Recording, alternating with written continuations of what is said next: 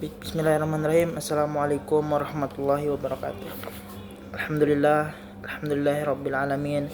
Wa bihi nasta'inuhu ala umuri dunya waddin. Wassalatu wassalamu ala sayyidil mursalin sayyidina wa maulana Muhammadin wa ala alihi wa sahbihi ajmain, amma ba'du.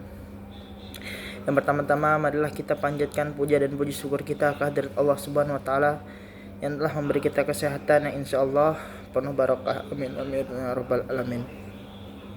Salawat serta salam tidak lupa kita curahkan kepada baginda Nabi besar Muhammad SAW yang telah membawa kita dari zaman yang gelap gulita ke zaman yang terang benderang.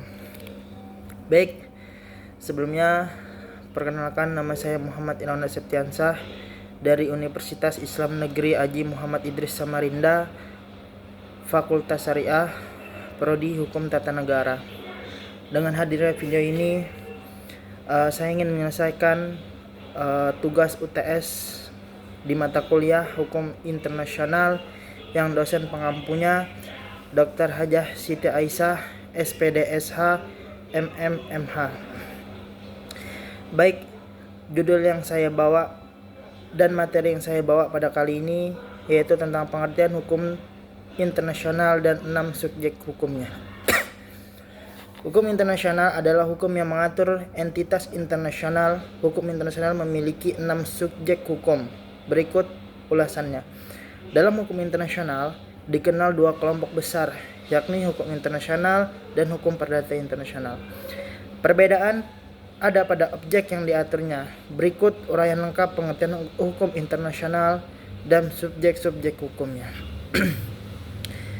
Sebelum membahas pengertian hukum internasional, penting diketahui bahwa hukum terbagi atas 2 kelompok besar, yaitu hukum privat dan hukum publik. Dalam konteks internasional, demikian ada hukum internasional privat dan hukum internasional publik. Namun istilah keduanya, golongan besar tersebut, lebih dikenal dengan hukum internasional dan hukum perdata internasional. Perbedaan keduanya ada pada objek yang diaturnya. Profesor Zulfazzo Kobasuki dalam ZHP nomor 3 menerangkan bahwa hukum internasional privat atau hukum perdata internasional atau bisa disebut dengan HPI adalah hukum yang mengatur masalah atau persoalan perdata internasional. Kemudian perbedaan hukum perdata internasional dengan hukum perdata nasional adanya unsur asing. Unsur asing tersebut dapat terjadi karena adanya perbedaan kewarganegaraan, faktor domisili, bendera kapal, pilihan hukum, tempat letaknya benda, tempat terjadinya proses perkara, dan sebagainya. Hukum internasional publik atau yang dikenal dengan hukum internasional adalah hukum yang mengatur hubungan antar negara dan subjek hukum lainnya. Pengertian hukum internasional dapat didefinisikan sebagai hukum yang mengatur entitas berskala internasional. Pada mulanya, pengertian hukum internasional hanya diartikan sebagai hukum yang mengatur perilaku dan hubungan antar negara semata. Namun, dalam perkembangan pengertian hukum internasional pun meluas dan hubungan negara organisasi internasional, hubungan antara organisasi internasional dengan organisasi lainnya, hubungan negara dengan individu dalam konteks khusus, dan lain sebagainya. Baik, lanjut selanjutnya ada pengertian hukum internasional menurut para ahli.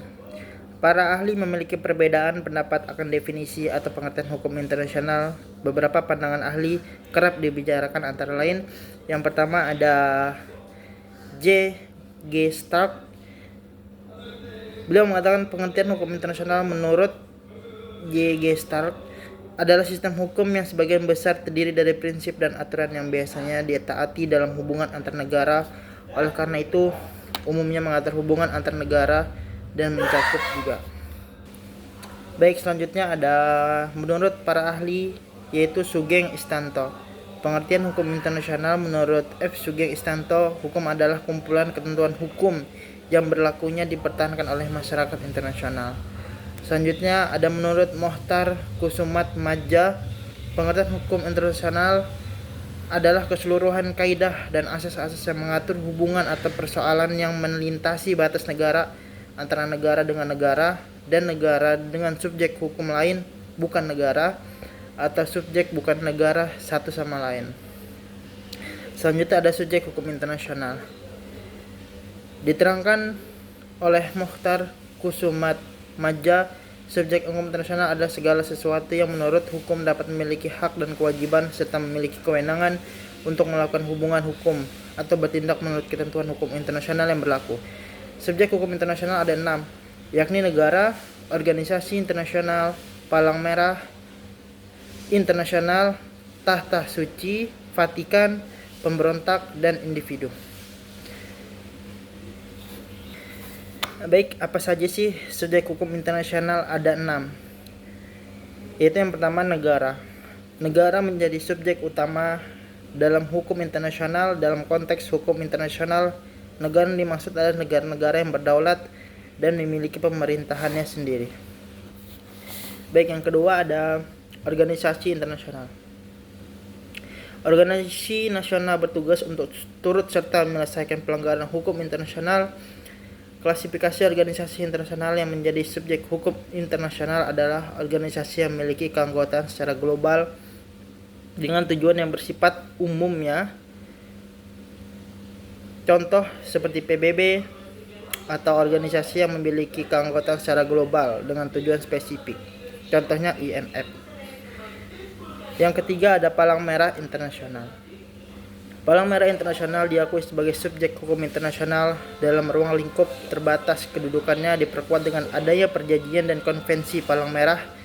Misi Palang Merah Internasional semata-mata hanya untuk kemanusiaan. Oleh karena itu, organisasi ini harus independen dan tidak boleh diintervensi oleh negara manapun. Yang keempat ada Tanah Suci Vatikan.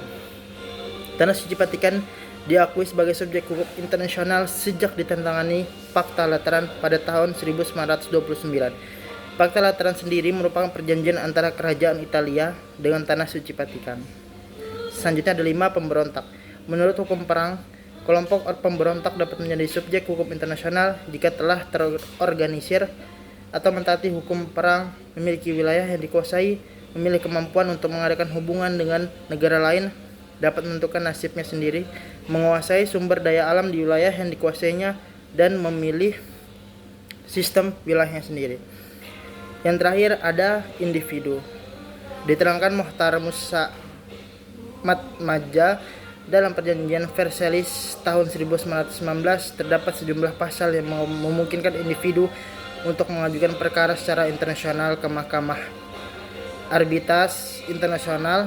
Sehubungan dengan itu, individu juga merupakan subjek hukum internasional dan bisa menjadi pihak di hadapan suatu peradilan internasional. Baik, itu mungkin itu saja materi saja yang bisa saya bawakan.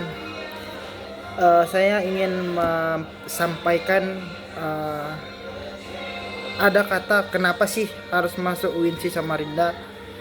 Ada beberapa alasan untuk masuk ke Universitas Islam Negeri Haji Muhammad Idris Samarinda atau bisa disebut dengan UINSI ialah yang pertama, UINSI Samarinda memiliki program studi yang beragam seperti pendidikan agama Islam, manajemen pendidikan Islam, pendidikan bahasa Arab, tadris bahasa Inggris, pendidikan guru madrasah ibtidaiyah, dan pendidikan Islam anak usia dini.